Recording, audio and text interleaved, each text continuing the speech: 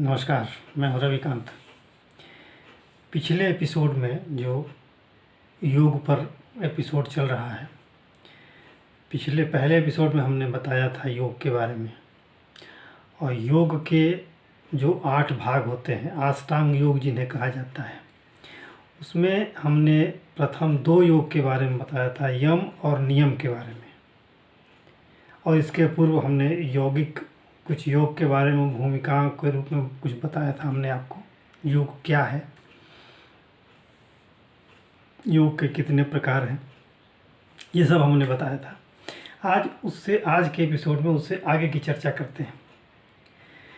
आज हम 8 योगों में से यम नियम तो आपको बता चुके हैं। अब अगले 3 आज हम 3 योग की 3 विधाओं के बारे में बात करेंगे। पहला है आसन, जो कि कुल अष्टांग में से तीसरा है आसन। लेकिन आज हम चर्चा करेंगे आसन, प्राणायाम और प्रत्याहार पर। आसन, प्राणायाम और प्रत्याहार। आसन क्या चीज़ है? आसन वो यौगिक क्रियाएं हैं जिनके द्वारा हम अपने शरीर को अनुशासित करते हैं। एक निश्चित मुद्रा में शरीर को मन और बुद्धि से एकाकार करने का प्रयास करते हैं, और इसके निरंतर अभ्यास से शरीर का मन और बुद्धि से एकाकार हो जाता है। शरीर की क्रियाएं धीरे धीरे मन के अधीन होने लगती हैं और व्यक्ति की एकाग्रता बढ़ती है और उस आत्म तत्व की तरफ एकाग्र होने लगता है और विषयों से विरक्ति होने लगती है। इसके लिए ये आवश्यक है आसन। इससे मन की चंचलता नियंत्रित होती है, मन की चंचलता को काबू में करने में सहायता मिलती है। और ये आसन की क्रियाएं अपने शरीर को एक विशेष दिशा में अनुशासित करने की ही एक कला है। इसमें शरीर की क्रियाएं मन के अधीन हो जाती हैं और मन का बुद्धि से एकाकार होने लगता है, और ये तीनों चीज़ें लगता है कि एक साथ एक समूह में काम कर रही हैं, ऐसी अनुभूति होती है। तो शरीर को विषय वासनाओं से बचाने की एक प्रवृत्ति है आसन। और ये सब जितने भी आसन, जितने भी अष्टांग योग के भाग हैं, ये किसी न किसी गुरु के निर्देशन में ही करना चाहिए, अपने आप नहीं करना चाहिए। बिना विचारे, बिना सोचे, बिना जाने इस पर अपने मन से, अपनी इच्छाओं से कभी इस पर कोई कदम नहीं उठाना चाहिए। ये जरूरी है, ये आवश्यक है।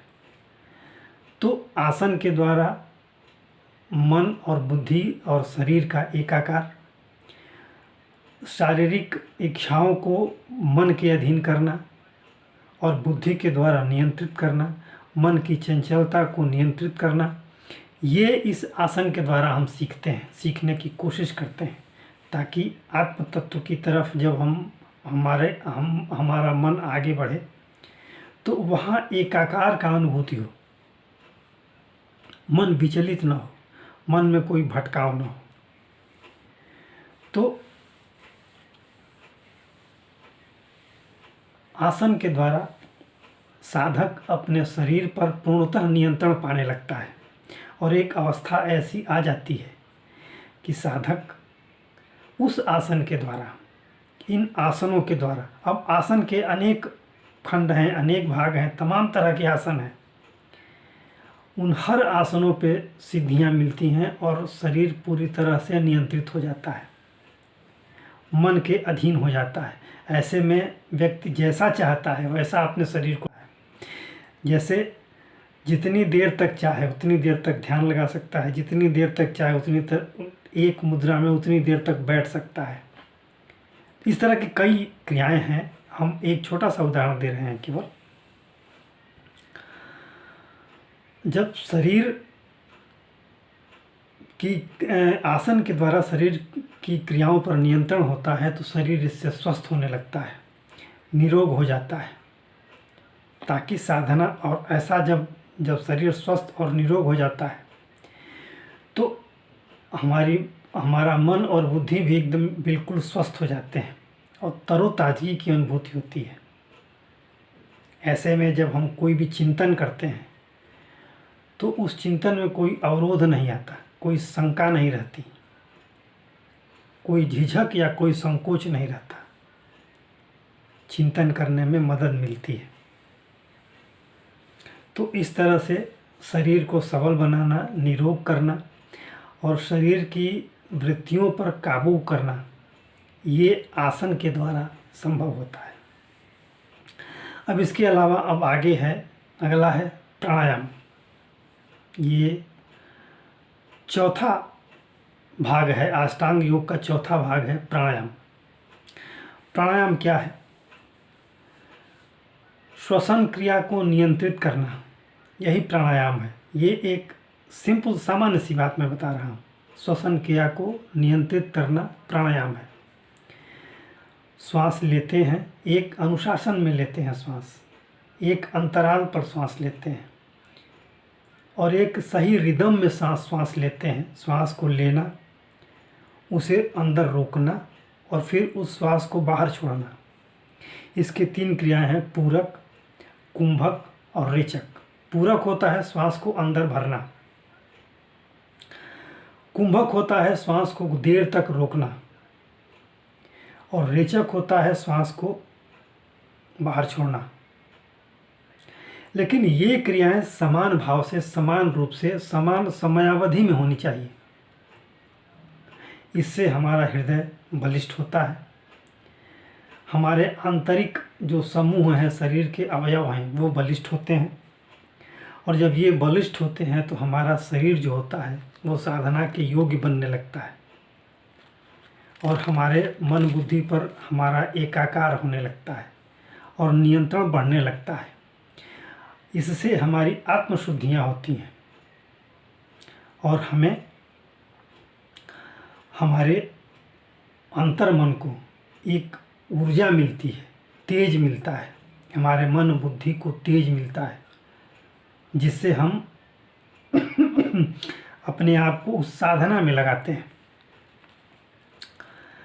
अगला है 5वां, अष्टांग योग का 5वां भाग है प्रत्याहार। प्रत्याहार ये समझने की चीज़ है। सॉरी,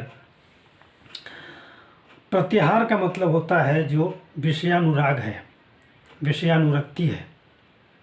हमारे इंद्रियों का विषय वासनाओं से जो संपर्क होता है उससे अपने शरीर को पृथक करना। हमारी इंद्रियां जैसे जिह्वा है, त्वचा है, आँख है, कान है, ये हमारी जो इंद्रियां हैं, बाह्य इंद्रियां हैं, वो अलग अलग वासनाओं से लिप्त होती हैं। जिह्वा है तो अच्छे भोजन की तलाश करती है, आँखें हैं तो अच्छे नज़ारों की तलाश करती हैं, कान है अच्छी बातें सुनने की कोशिश करते हैं। अब वो मन को कौन सी बातें अच्छी लगती हैं वो अलग विषय है। वो बातें अच्छी भी हो सकती हैं, बुरी भी हो सकती हैं, साहित्यिक भी हो सकती हैं, धार्मिक भी हो सकती हैं।